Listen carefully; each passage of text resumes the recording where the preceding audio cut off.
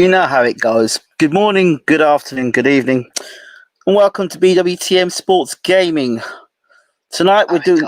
Good morning, good afternoon, good evening. I don't like seeing replays of myself. Good morning, good afternoon, good evening, and welcome to BWTM Sports Gaming.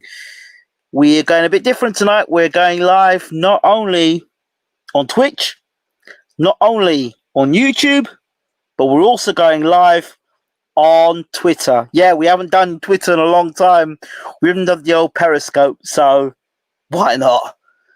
Let's do this. So those of you who don't know, we're live on YouTube via BWTM Sports Gaming. We also have a Facebook page, BWTM Online, and check us out on our website, www.bwtmonline.com, where you will also have all the latest news, not just in boxing, but other sports, gaming, and news from around the world. So, how do we start this up? You know, in this build-up to Dillian Whyte versus Alexander Povetkin, we've had the situation with Mark Tibbs being, how do we put this? Being removed from office after taking Dillian as far as he did, up to ranked number one in the world. That's facts. It's not my own opinion. That's the facts. He took Dillian Whyte from where he was at the time to becoming, the number one contender for the WBC title, which is no mean feat. And along the way, Dillian has had to beat some, competitive guys like Joseph Parker, Oscar Rivas, Robert Helenius. And don't knock Robert Helenius. This is the same Robert Helenius who knocked out the much hyped Adam Kawanaki. But that was a guy I said before, that if you're trying to stop punches with your face in the heavyweight division, unless you've got a really good chin, you're going to get knocked out. And Helenius showed us how to do it by knocking out Kawanaki. So there's that there. You also had fights with Derek Chisora twice. The same Derek Chisora that people believe can beat Usyk. So, I mean, Dillian Whyte's fought some good guys. He's had Dave Allen as well, who some people think is still one of the best heavyweights in the world. There are some people who believe that. I'm not saying for or against, I'm just saying what some people believe. You remember the fight he had against Ian Lewison? That was interesting. So, Dillian's had some fights, some learning fights along the way, and he's not been given these opportunities. I guess he's had to fight for these opportunities, and many twists and turns. You've wondered that, the Rivas fight when he was on the canvas and the Parker fight as well. There are moments that you thought to yourself, but to be fair, he's got through those fights. But we know we always had the Joshua fight as well, which is very well known for.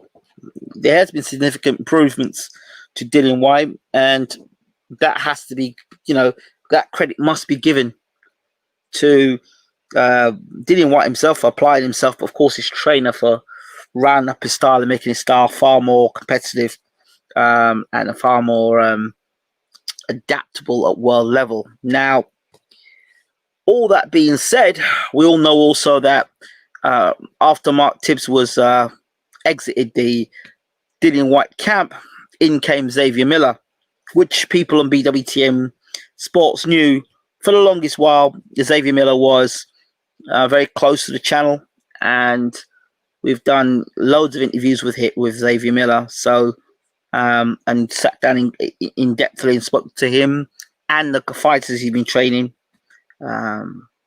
Yusuf Kamara being one of those fighters. Kay Prosper. Let me see who else was on there.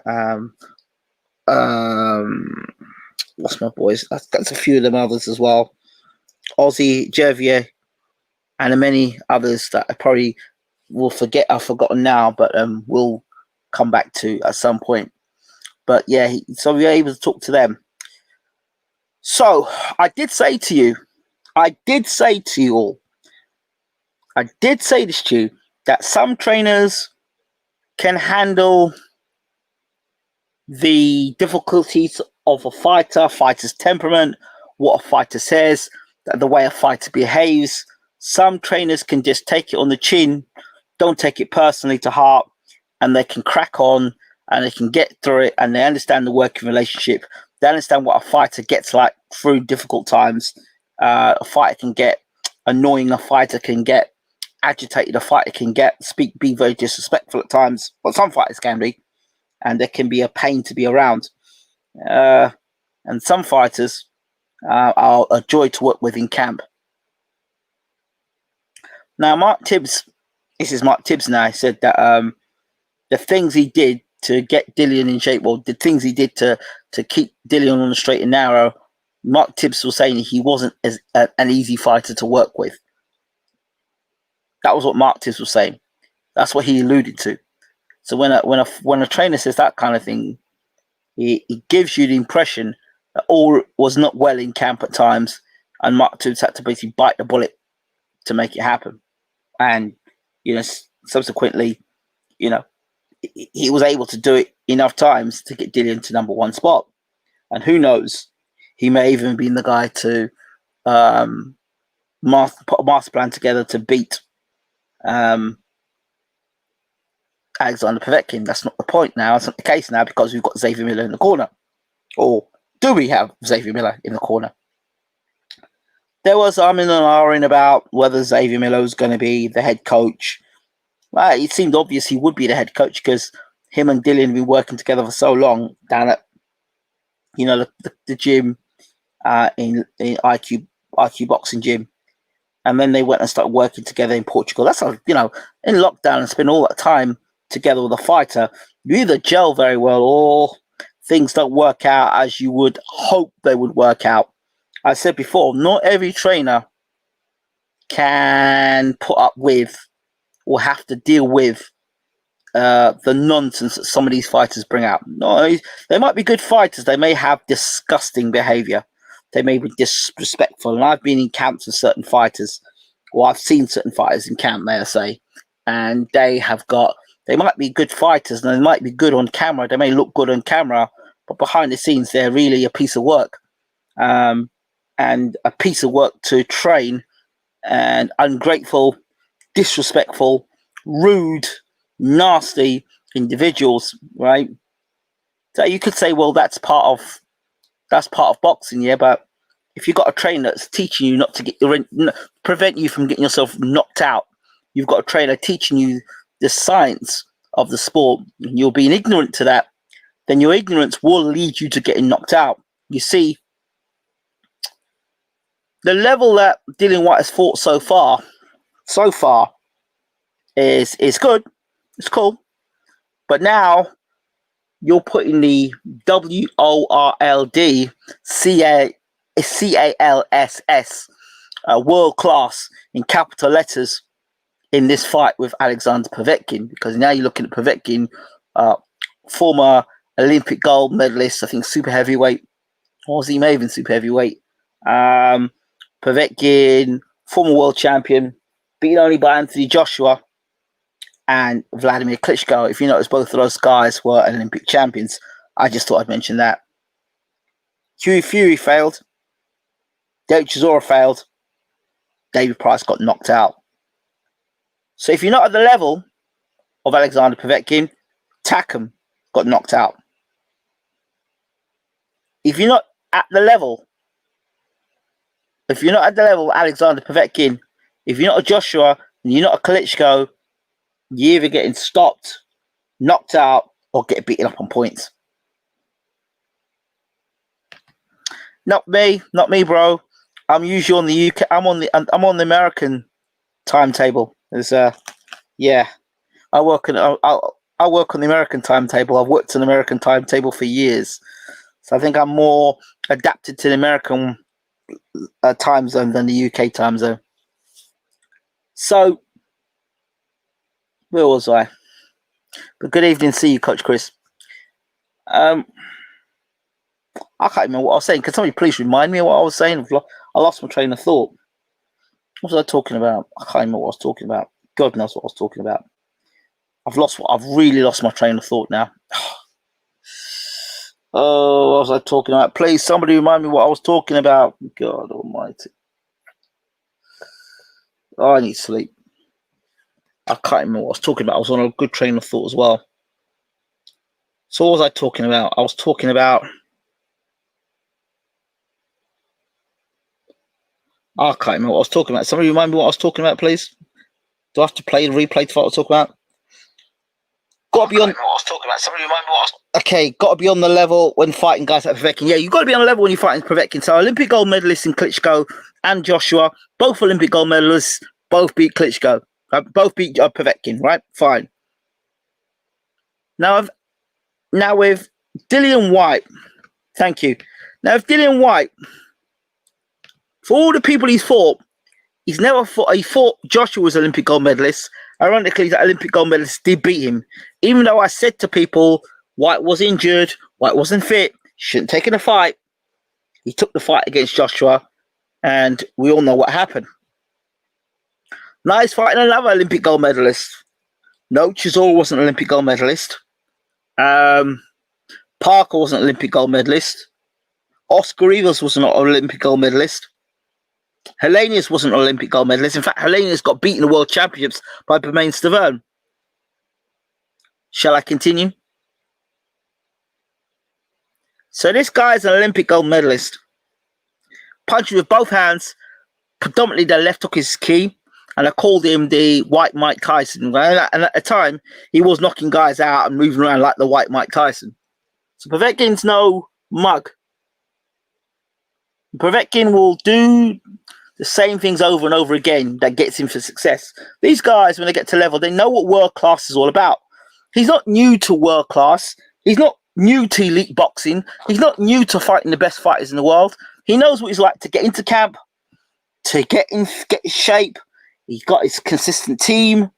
He knows the inches. He knows what it takes to get to that next level. Good evening, Denise, once again. He knows what it takes to get to the next level. When you world class, it's not when we're not finding out if Alexander Povetkin's a world class fighter. We're not asking this question of Alexander Povetkin. We're asking a question of Alexander Povetkin of how much have you got left. We're not asking because if we know how much Alexander's got left, then we can have a better gauging of what sort of fight Dillian Whyte's going to be facing. Fighter Whyte's facing. My biggest concern about Alexander Povetkin is his last fight against Hunter was a tough fight. That was a hard fight.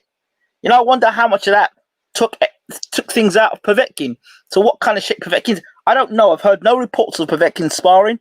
If anybody has had reports of Povetkin sparring, I'd love to hear it. But Povetkin knows the level he's at. Now, he's not fighting Klitschko. He's not fighting Joshua. He's fighting a guy that is he better than Hughie Fury and David Price? Is he better than those guys? And also, he fought David Price, Hughie Fury. So who else did he fight? Takam. Is he better than Takam? Is he better than Hughie Fury? Is he better than David Price? Is he even better than Michael Hunter? Okay, so that's the question. How good is Dillian Whyte? Yeah, he's good enough to be where he is, but how good is he? So this is Dillian Whyte's step up, right? So the way I look at it is this is his biggest fight of his career. Forget the Joshua fight. This is the biggest fight of his career. He loses his fight, he's going to have a very, very long road back to world boxing. Highlighting in that fight, look to get the better exchanges to me. So, having said all of this, you go into your biggest fight of your career, you make changes, you get rid of Mark Tibbs, who's got you to the position that you are in. You bring in Xavier Miller for whatever reason. And remember I said to you that some trainers, I haven't spoken to Xavier, by the way. Some trainers love the big lights and love the big atmosphere and can handle the big time. And there's some trainers who don't like the lights being shined on them. don't like that sort of pressure on them, don't like that sort of accountability upon them, and will not take accountability for somebody who they don't believe is following the game plan. Okay? They won't take responsibility. Yeah, there are trainers like that. The trainers say, listen, he don't want to listen to me, that's up to him. That's his business. I hope and I pray that Dillian Whyte has done all he needs to do in camp, and he has paid attention to how serious this fight of Povetkin is, and you'll find that when it's the best example to describe this from a coaching perspective from cricket would be, and I have to use this example, the best way I can describe it, like a striker, a batsman. When the ball's coming to them, the difference between a good person and a great person, a great batsman and a good batsman, is the judgment of when they see the ball. When they're good, they might see the ball 5 seconds away, so they can decide what move they're going to make. When they're great, they see the ball before it leaves the person's hand. That's greatness. Do you understand? And that's the difference. And so in boxing, a good fighter will be able to slip a punch or get out of the way of a punch. A great fighter may be able to slip a punch, counter, and land a knockout punch. You know? So it's just the difference in levels. So a jab that would have hit most guys that Dillian Whyte may have been fighting before might not hit Povetkin the same way. That when he tries to throw the left hook, normally where he throws against other guys, he throws that right hand, or he throws that big right hand, which is pretty sloppy. When he throws that right hand, he turns off right round.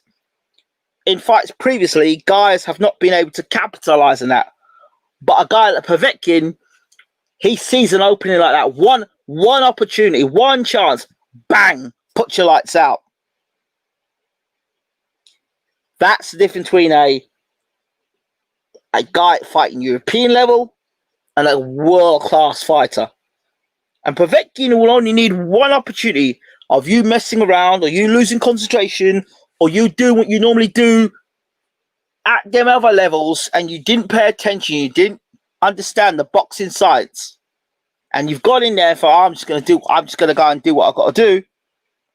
From your previous fights, you take that into your Povetkin fight, and you get problems. Now in comes Dave Coldwell to the corner.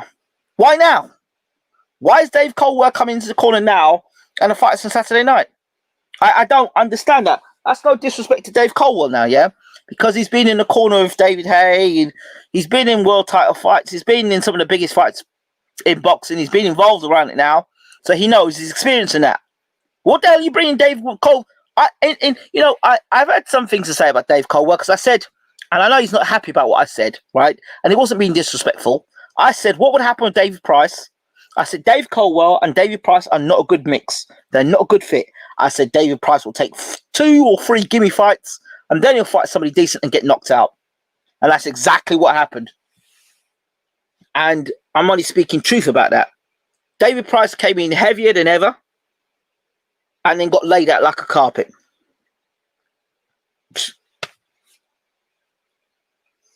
Was that not the same fight that Coldwell turned around and told him that told David Price to go for a walk? I'm sure that was the fight. But anyway, Coldwell's had his success as well. Of course, you can't take away from the fact that he was the guy that took Tony Bellew to becoming WBC cruiserweight champion of the world, and of course, those 2 fights over David Haye. Let's not forget that with Dave Coldwell, and he did some work with the McDonald's, I believe as well. So, I think they were already good fighters, but he had Gavin McDonald, I think. So Coldwell's done some stuff, and you've got to give him credit, right? You have to give him credit.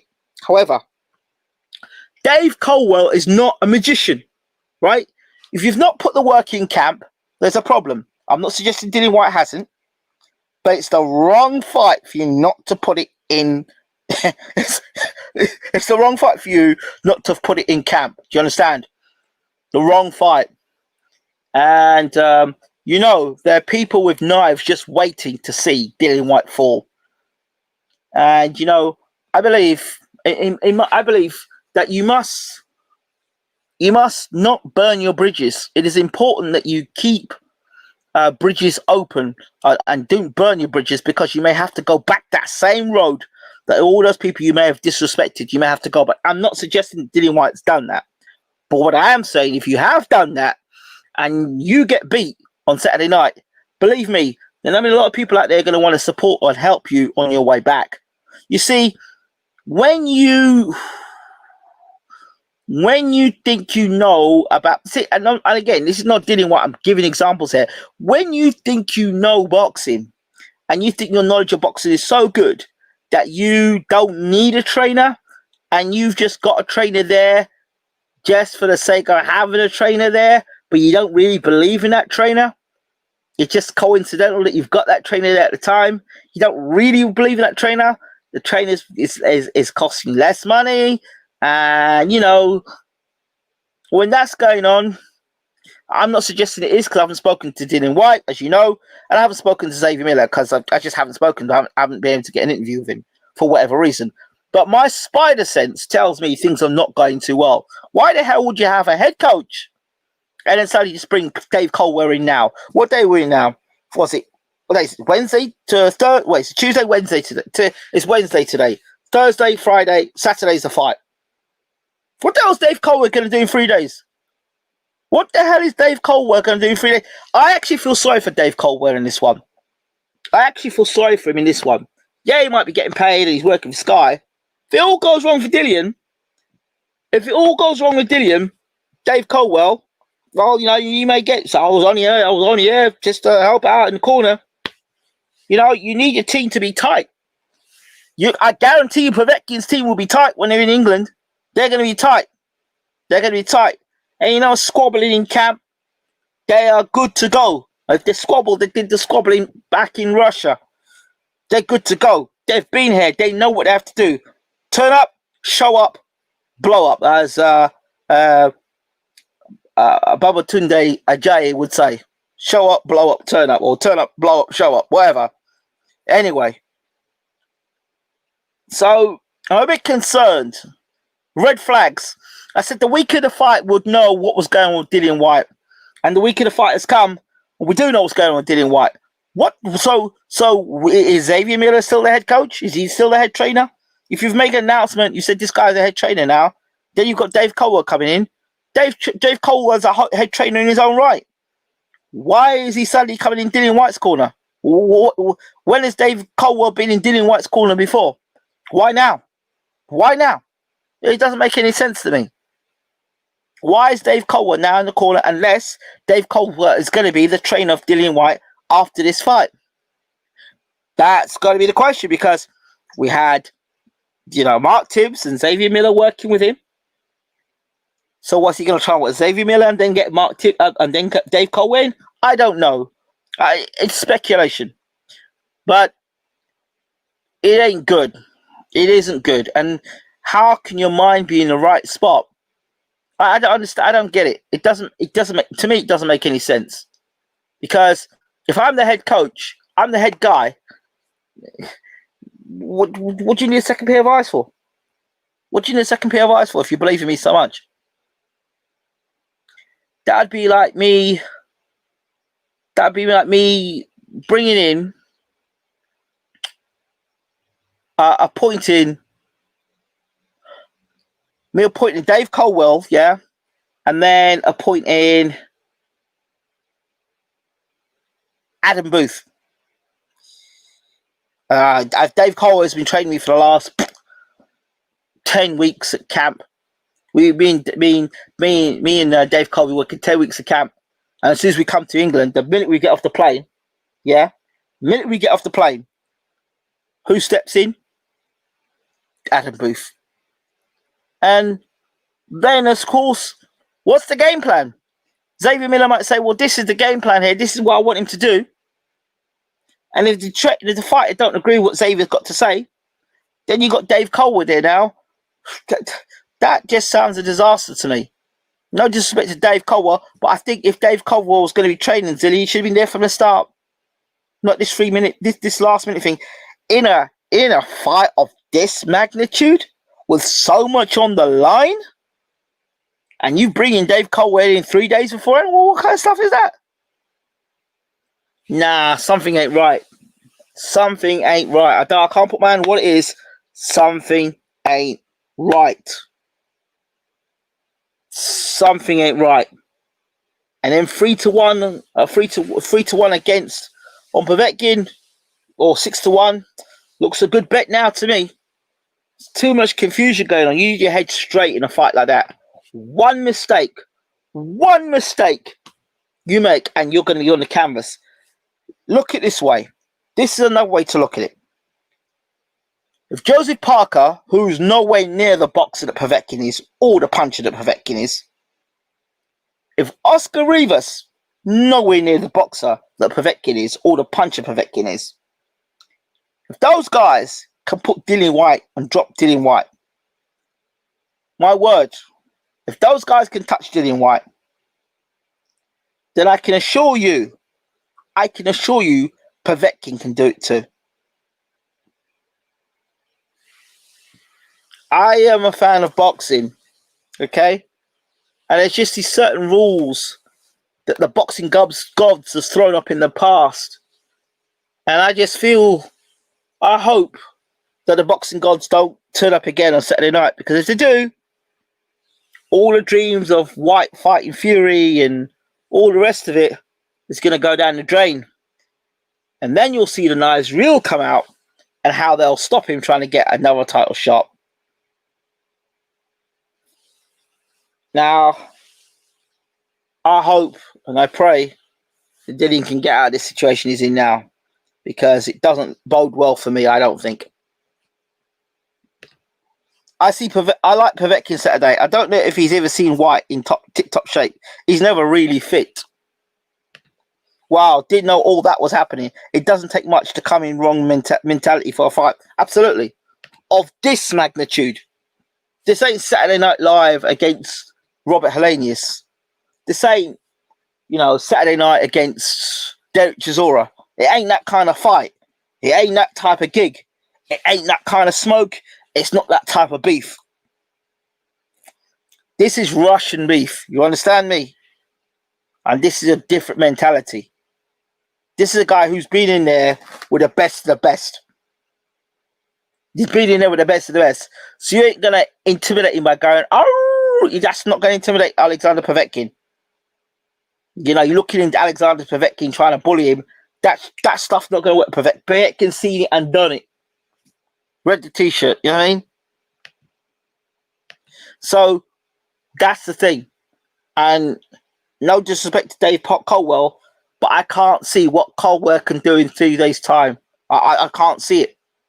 I can't see it. Maybe he can give some moral support. He can say, go on, Dill, you can do that. You can be a cheerleader or a motivator. Maybe you can do that. Possibly. And tell him what he needs to do to keep his head cool in a fight of this magnitude. But other than that, I can't quite see what Dave Coldwell brings to the table on 3 days' notice. Do you understand? I don't see it. I don't think it's fair to Dave Coldwell. But, I mean, you're getting paid some money. You're getting paid good money. And you see, why didn't Coldwell fly in to Portugal? Oh, maybe he goes, well, he's got family commitments. Okay, fine. He's training other fighters. Okay, fine. Fair enough. Then why don't you stop your camp earlier and come into England earlier and train earlier with Coldwell? At least have a week or two to work with Coldwell. Why not do that? That's why I think it's all very strange. Maybe a call's put into Matchroom and said, look, you know what? Things ain't working that well, or, we can need some extra help here. I don't know. I just don't.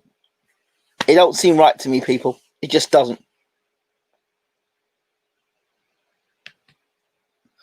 Povetkin will probably come in, guns blazing, looking to get Whyte out of there in 6 rounds or less. Yep. Povetkin can slip Whyte's jab. If he can slip Whyte's jab, get past Whyte's jab and get inside, feint, bring inside, hit with a left hook. We could see some real fireworks. And it's not like Whyte hasn't been hurt in his career early in fights. I've seen Whyte shaken up in fights early doors. in fights. I've seen him shake it up. Joshua shook him up in the first round. Chisora had him. Chisora's hurt him as well. Oscar Rivas hurt him. Joseph Parker almost had him knocked out on his feet. And as the fight goes in the second half, what's White's fitness like? You don't really want to be puffing in the second half of the fight. Povetkin fights at a pace. Understand that. He fights at a pace. He fights at a pace that even Michael Hunter struggles with. Michael Hunter struggled with that pace. And Michael Hunter's a damn good athlete. He's an athletic fighter, yeah? He's athletic. And again, Michael Hunter, Olympian. See, there's this thing here. So, if White is less than the Olympic standard, then he's going to get the gold standard from Povetkin, I'm afraid to say.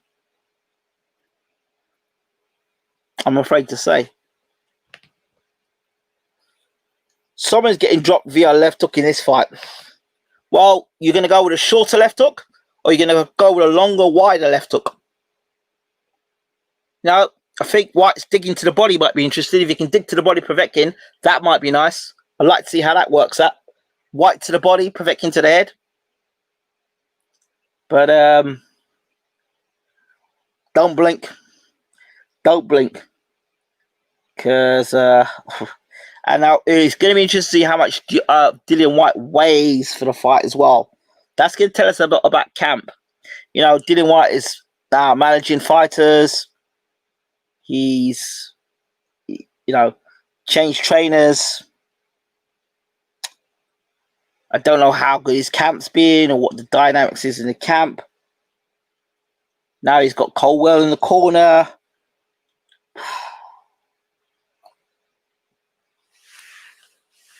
Boxing fans, the next thing I will say to you is let's look at the weight of Dillian Whyte come fight night. Because if he's anywhere near the weight he was when he fought Vac, that's not a good sign. So, I don't know. White's going to need speed and mobility for this fight. Definitely need speed and mobility. White would try and land his at length. Povetkin will come leaping in. How much height does White have over Povetkin? Might be an inch or two. Inch or two, no more than that. I think Povetkin's 6'2" or 6'3". I think White's 6'4". I think. So, I called it red alert before. If you haven't been listening to your trainer, or you don't respect your trainer's wisdom, and you go into a big fight like this, it's trouble. And who in White's camp is going to turn to him and tell him, bro, you need your head on for this fight? I don't know who in Dillian Whyte's camp is going to be not a yes man. I don't know if he doesn't have yes men in his corner. I don't know. But if you've got a team around you of people who are pure yes men and walking around on eggshells and not telling you where you're going wrong and agreeing with what you're doing, it always bodes for disaster. Always bodes for disaster. You know? Like I said, I hope and I wish Dillian Whyte all the best in this fight. I really do. But I just hope my spider senses are not going to lead to what I'm thinking. Thank you all for watching. As always, this has been BWTM Sports. Don't forget to rate, subscribe, leave your comments as always. We will leave you out with our countdown. Take care.